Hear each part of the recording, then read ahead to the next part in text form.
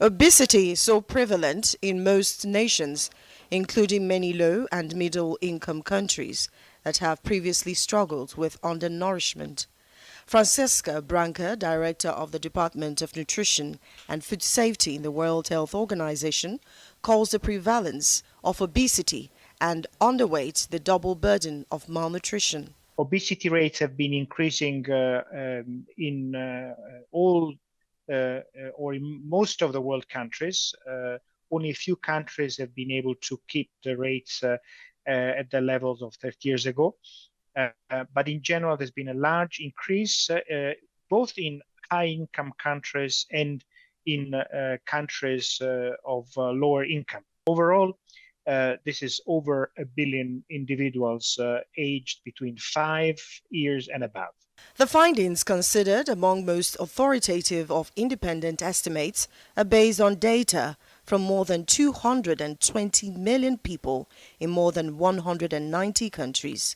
Obesity rates for adults more than doubled between 1990 and 2022 and more than quadrupled among children and adolescents aged 5 to 19. Over the same period, the proportion of girls, boys and adults considered underweight fell. The highly processed food or foods high in fat, sugar and salt have become much more available and cheap. And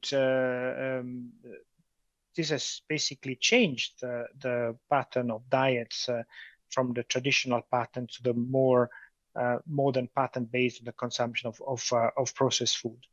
Obesity is responsible for a number of non-communicable diseases, such as type 2 diabetes, heart disease, certain cancers, and the health systems of low and middle-income countries cannot afford to take this additional burden.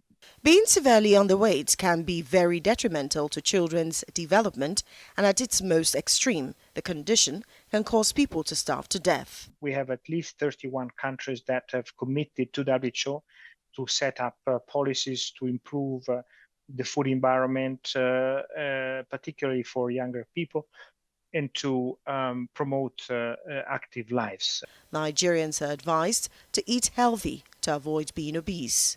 Olije Wapera, Arise News.